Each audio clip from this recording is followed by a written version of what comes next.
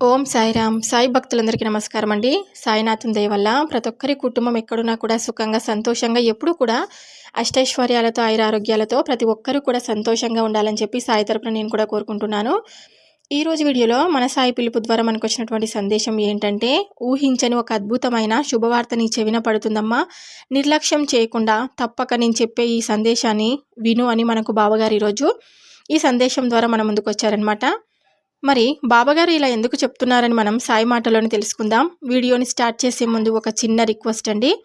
ఈ వీడియో కనుక మీ అందరికీ నచ్చినట్లయితే తప్పక లైక్ చేసి షేర్ చేయండి.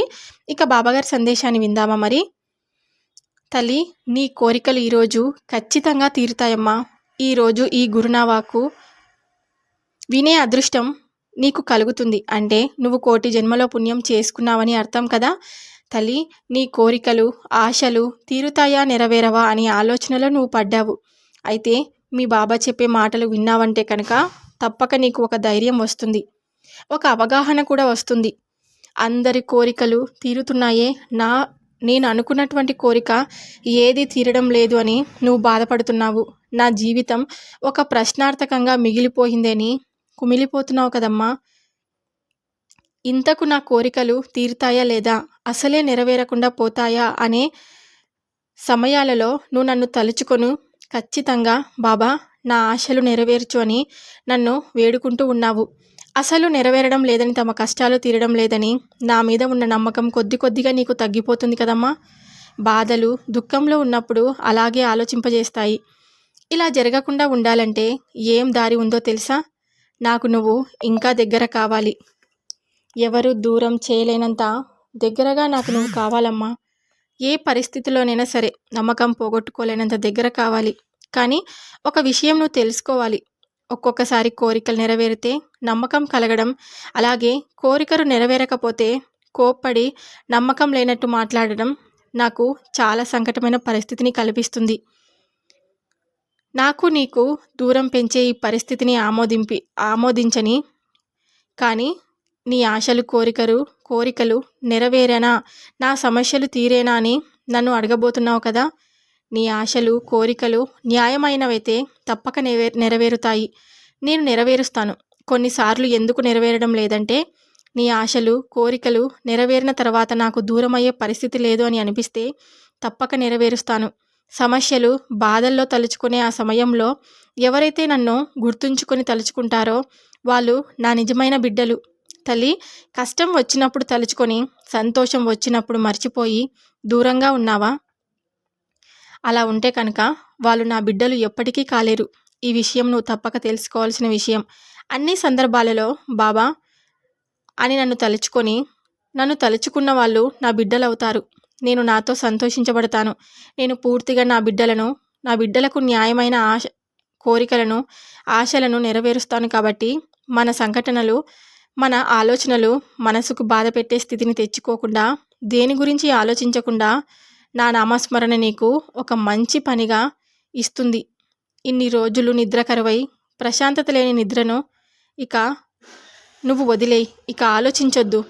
ఈ గురువాక్కు విన్న నీకు త్వరలోనే ఒక మంచి ప్రశాంతమైన శుభవార్తను నువ్వు నిండుగా అనుభవిస్తావు.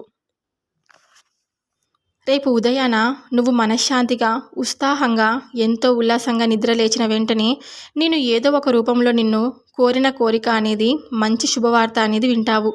శుభవార్త అనేది ఖచ్చితంగా వింటావు తల్లి. ఎప్పుడు కూడా నువ్వు సంతోషంగా జీవించి ఉండాలనే నేను ఎప్పుడు కూడా ప్రయత్నం చేస్తూనే ఉంటాను.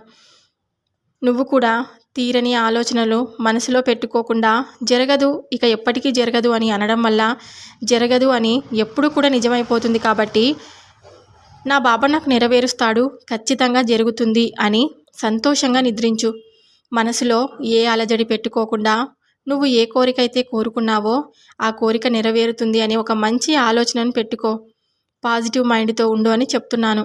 జరగదు అని పదే పదే నువ్వు అనుకుంటూ ఉండడం వల్ల ఆ పని నిజంగా జరగకుండా తదాస్తు అనేలా చేసుకుంటున్నావు. అందుకని నా బాబా నాకు నెరవేరుస్తాడు అని తప్పకుండా ఈ సాయి మీద ఆశ పెట్టుకుంటే కనుక నేను తీరుస్తానని చెప్పి నీకు నేను మాటిస్తున్నాను.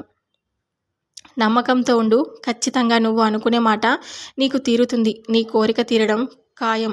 న్యాయమైన నీ సంతోషకరమైన శుభకరమైన ఒక సంతోషకరమైన వార్త అనేది నీ భవిష్యత్తుకు ఎలాంటి కోరిక అయినా తప్పకుండా నేను తీరుస్తాను.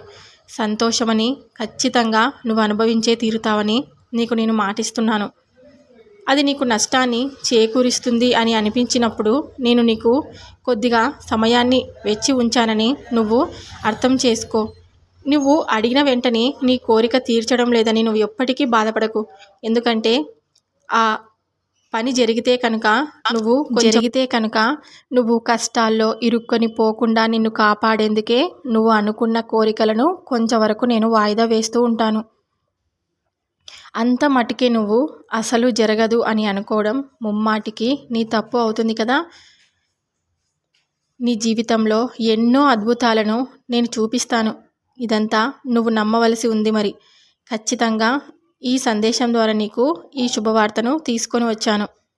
అది ఏంటంటే, డబ్బు అనేది ఎంతో కష్టపడి మనం సంపాదిస్తాం కదా.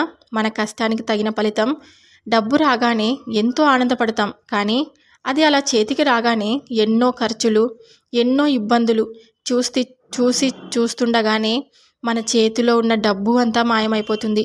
అలా వచ్చిన డబ్బు ఒక్కసారిగా వెళ్ళిపోతే చాలా నరకంగా ఉంటుంది కదా. కానీ ఇప్పుడున్న ఖర్చులు మరి అలాంటివి, ఏం చేయలేం కదా. మన ఆశలు కోరికలు తీరాలంటే సమయం అనేది పడుతుంది. కొంచెం ఎదురు చూడక తప్పదు కదా. ఈ రోజుతో నీ కర్మలన్నీ తొలగిపోయి అదృష్ట దేవత నీ వెంటే ఉంటుంది. ఈ సమయాన్ని నువ్వు చక్కగా ఉపయోగించుకొని నీ జీవితాన్ని రాసుకో అమ్మా. నీ కర్మలు తొలగిపోయిన సందర్భంగా నీవు ఆనందంతో నేను చెప్పే ఈ ఒక్క పని చేయి. ఖచ్చితంగా నువ్వు ఈరోజు నన్ను దర్శించి నీకు వీలైనంత వరకు నోరు లేని జీవులకు అన్నం పెట్టు. వాటి పట్ల ప్రేమ అభిమానం కలిగి ఉండు. నా నామాన్ని స్మరించు. ఇదే నాకు ఇచ్చే నువ్వు పెద్ద బహుమానం. నేను నీకు శుభవార్త చెప్పాను కదా. నా కోసం నువ్వు ఈ చిన్న పని చేసి పెట్టు. నీవు తప్పకుండా నా మాట వింటావు. ఎందుకంటే నీవు నా ప్రియమైన భక్తురాలివి తల్లి. నేను నీ పైన చాలా నమ్మకంతో నేను నీకు ఈ బాధ్యతను అప్పగించాను. ఈ బాబాగారు చెప్పిన మాట ఖచ్చితంగా వింటావని ఆశిస్తున్నాను. నువ్వు నా ప్రియమైన భక్తురాలివి తల్లి. నువ్వు నీ పైన నేను పెట్టుకున్న నమ్మకం అటువంటిది కాబట్టి నేను నీకు ఈ పని అప్పగించాను. నువ్వు శ్రద్ధగా చేసి చూడు. ఖచ్చితంగా మంచి ఫలితాన్ని పొందుతావని నేను నీకు మాటిస్తున్నాను. నేను చెప్పినట్లుగా చేస్తే కనుక నువ్వు ఎటువంటి అనర్థంలో పడవు. నీకు ఎప్పుడూ కూడా మంచి జరుగుతుంది. నీ జీవితంలో ఒక మంచి శుభవార్తను నువ్వు ఖచ్చితంగా వింటావు. ఇతరులకు సహాయం చేయడం, పేద ప్రజలను ఆదుకోవడం, జంతుజాలాలను ఆదరించడం వలన నీకు ఏమీ నష్టమేమీ కలగదు కదా. అది నీకున్న దానిలో కొంతవరకు ఇవ్వు అంటున్నా. అంతేకాని మొత్తం వాళ్ళకే ఇవ్వడం వల్ల అనేది నీకు అసలు జరగదు. కాబట్టి నువ్వు సంపాదించిన ధనంలో ఇతరులకు కొంచెం సహాయం చేస్తూ ఉండు. అలా చేస్తే కనుక నీకు 1కి 100 అది ధనం అనేది పెరుగుతుంది. ఎందుకంటే పాప పుణ్యాల వలనే మన జీవితం ఆధారపడి ఉంటుంది. కాబట్టి నువ్వు చేసిన పుణ్యాలన్నీ నీకు మంచి రాతను నువ్వు అనుభవిస్తావని నీకు నేను చెప్తున్నాను అని బాబాగారైతే మనకి ఈరోజు ఈ సందేశం ద్వారా ఒక మంచి సందేశాన్ని మన ముందుకైతే తీసుకొచ్చారు కదండి. బాబాగారు చెప్పినటువంటి ఈ సందేశం మీ అందరికీ నచ్చి ఉంటుందని అనుకుంటున్నాను. నచ్చితే కనుక తప్పక వీడియోకి అయితే ఒక చిన్న లైక్ అయితే ఇవ్వండి. ఇంకొంతమందికి మీరు షేర్ చేయడానికి ప్రయత్నం అయితే చేయండి. కొత్తగా మన ఛానల్ని ఎవరైనా చూస్తుంటే కనుక సబ్స్క్రైబ్ కూడా చేసుకోండి. సాయంత్రం బాబాగారి పిలుపు ద్వారా వచ్చే సందేశంతో ప్రతి ఒక్కరం మళ్ళీ కలుద్దాం. అంతవరకు కూడా బాబాగారి ఆశీర్వాదం అందరిపై ఉండాలని చెప్పి మనస్ఫూర్తిగా నేను కోరుకుంటున్నాను. సర్వేజన సుఖినో భవంతు. ఓం సాయిరామ్.